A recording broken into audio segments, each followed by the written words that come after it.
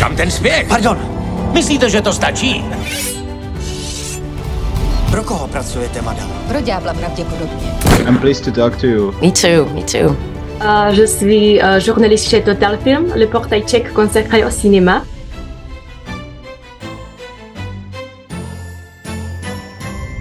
So there's 100+ years of the Musketeer adaptations on the screen. Selon vous, qu'est-ce que les Trois Mousquetaires de Martin Bourboulon offrent au public d'aujourd'hui? Un côté immersif.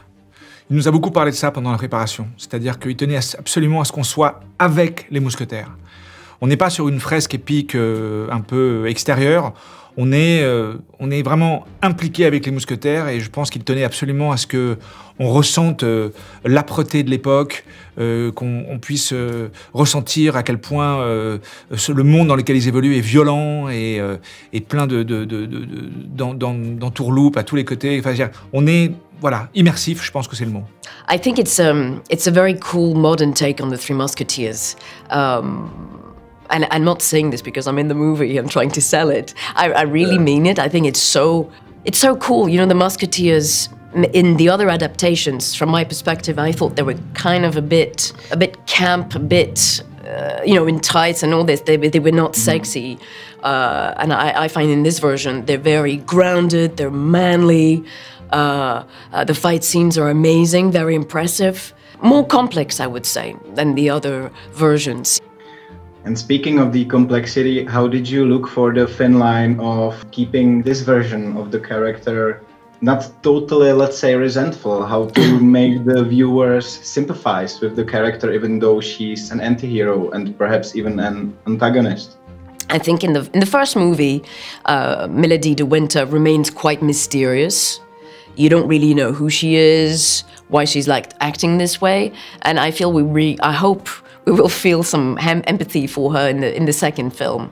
Kind of, I hope people will kind of root for her and you go, oh! Alors, comment c'était pour vous d'interpréter les caractères d'Athos et de D'Artagnan qui ont été interprétés plusieurs fois avant? Et est-ce que vous aimez les films de KPDP? Moi j'aime bien tous les films en fait, KPDP, western, film intimiste, enfin je veux dire, à partir du moment où le film est bon, c'est pas tant le genre qui compte. Effectivement, ces rôles ont été interprétés par d'autres acteurs auparavant, mais moi personnellement, je ne pense jamais à ça quand je m'attaque à un rôle. Quand je m'attaque à un rôle, je prends le rôle sur la page, mais je pense pas à ce qui a été fait auparavant. Après, est-ce que c'était un plaisir d'interpréter Athos? Oui, Athos, c'est un personnage qui est chargé de mystère, de drame, enfin, je veux dire, il transporte une émotion palpable. Et le fait d'interpréter un personnage comme ça, c'est toujours intéressant pour un acteur. Et pour vous, Monsieur Civil? Bah, pareil, j'aime à peu près tous les types de films, mais c'est vrai que je trouvais que là, de revisiter en fait la mythologie des mousquetaires 60 ans après qu'une production française se soit emparée de cette œuvre, bah, c'était une chance, et surtout avec un point de vue un peu plus moderne, je dirais, que ce soit dans les costumes, dans les décors, dans la manière de le réaliser, pour vraiment rendre un spectacle le plus grand possible à l'écran. Le personnage de D'Artagnan, moi je l'ai adoré, hein, j'ai vécu avec pendant 1 an et demi, entre la préparation et le tournage qui a duré 8 mois.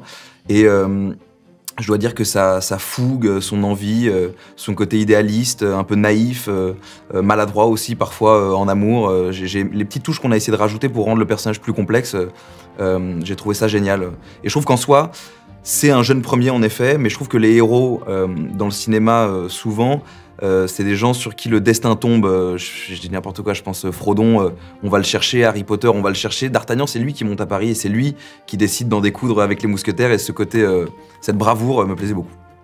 While you were shooting both films back to back, how do you balance starring in Hollywood movies with French cinema, and perhaps what's the biggest difference when you're on set between the two? Oh, this was like, the Three Musketeers was so epic. It was an enormous production. You know, the Americans don't have to envy them anything. It's cinema at its best. You know, after COVID, people are going less to the cinemas, and here, I really feel you have to go to the movies, to the cinema to watch this, because it's so, the lighting is amazing. Like, there's so many scenes where they look like paintings. It's just so beautiful. It's beautiful, but it's also, you know, the story is very very entertaining, and I really feel like the public will identify with the Musketeers, and we've never seen this before.